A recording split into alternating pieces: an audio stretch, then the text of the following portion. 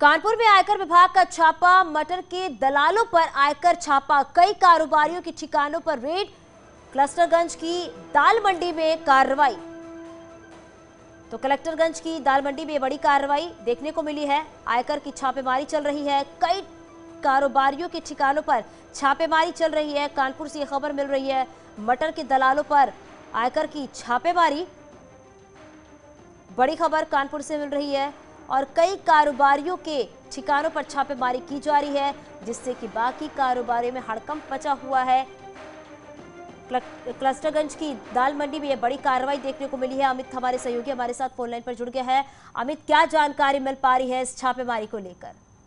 देखिए, मैं आपको बताना चाहूंगा कि पिछले लगभग 1 महीने के अंतराल के अंदर 5 बार इनकम टैक्स की टीम ने कई जगह अलग अलग छापेमारी की। अगर मसाला कारोबारियों की बात करें या इतर की बात करें, और अब इस सबसे हट के कानपुर के कलेक्टरगंज के मटर के व्यापारी या मटर के जो लोग ब्रोकरशिप करते हैं, उनके यहाँ 5 अलग अलग ठिकानों पर छापेमारी चल रही है। हमारे सूत्रों के पास जो जानकारी है, उनका कहना है कि कर वंचना की सूचना पर यह छापेमारी की शुरुआत हुई है। कुछ लोग इसे सर्च ऑपरेशन भी कह रहे हैं और कुछ इसे छापेमारी कर रहे हैं। अब सर्वे है कि छापाइल, लेकिन सुबह 5:30 के आसपास ये अलग अलग ठिकानों पर ये टीम्स पहुंचती हैं और उसके बाद छापेमारी की शुरुआत होती है। अभी इनकम टैक्स के अधिकारी कुछ भी नहीं कह रहे हैं। हालांकि जो हमारे सूत्र बताते हैं, उनके पास जो उनके कार्यालय और घर के नीचे कार्यालय और ऊपर उनका आवास बना है, तो घर और कार्यालय दोनों पे उनकी पूछताछ चल रही है। उन कारोबारियों से या उन दलालों से उनसे पूछताछ चल रही है, क्योंकि कानपुर बिल्कुल अमित, आप इस खबर पे नजर बनाए रखिएगा, आगे भी अपडेट आपसे लेते रहेंगे। बहुत शुक्रिया इस पूरी जानकारी के लिए।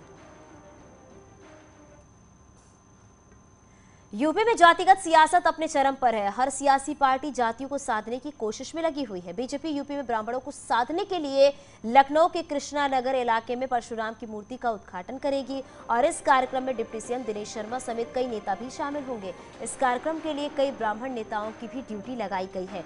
2 जनवरी को अखिलेश यादव ने लखनऊ के गोसाईगंज इलाके में एक गाँव में परशुराम की मूर्ति का उद्घाटन किया था और इसके दाव के बाद आरोप लगा कि समाजवादी पार्टी ने ब्राह्मणों को रिझाने के लिए परशुराम का सहारा ले रही है, लेकिन अब बीजेपी भी इस दाव को चल रही है। तो एसपी के बाद बीजेपी का ब्राह्मण दाव, बीजेपी परशुराम की मूर्ति लगाएगी लखनऊ में। आपको बता दें कि इससे पहले अखिलेश यादव ने गोसाईगंज में परशुराम की मूर्ति का लोकार्पण किया था। और हमारी सहयोगी अनामिका हमारे साथ जुड़ गई है। अनामिका, पहले तो समाजवादी पार्टी, अब बीजेपी सेम स्ट्रैटेजी पर चल रही है। पहले अखिलेश यादव ने परशुराम की मूर्ति का लोकार्पण किया और अब बीजेपी भी इसी तैयारी में, ब्राह्मणों को रिझाने की पूरी कोशिश। देखिए, उत्तर प्रदेश में ब्राह्मणों को अपने पाले लाने के लिए अलग अलग पार्टी की ओर से दाव चला जा रहा है। पहले अखिलेश यादव परशुराम की मूर्ति का सहारा लेते हैं ब्राह्मणों में बड़ा संदेश देने के लिए, तो वही उसके बाद अब बीजेपी की बारी है। बीजेपी की ओर से अगर बात की जाए तो इस वक्त मैं मौजूद हूँ लखनऊ के कृष्णानगर इलाके के सहसा वीर मंदिर में।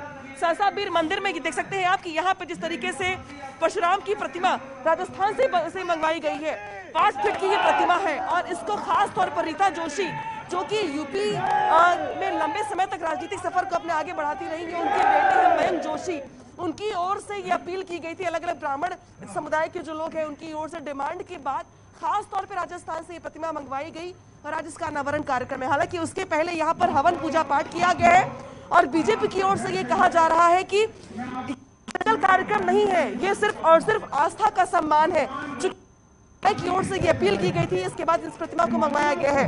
लेकिन जिस तरीके से यूपी के चुनाव से पहले समाजवादी पार्टी और बसपा की ओर से नैरेटिव करने का प्रयास किया जा रहा है कि यूपी में बीजेपी से नाराज है ब्राह्मण और उसको अपने पाले में लाने का प्रयास। बिल्कुल अनामिका, बिल्कुल कहीं ना कहीं वक्त बहुत कम बचा हुआ है और लगातार जनता को लुभाने की कोशिश भी की जा रही है। बहुत शुक्रिया इस पूरी जानकारी के लिए।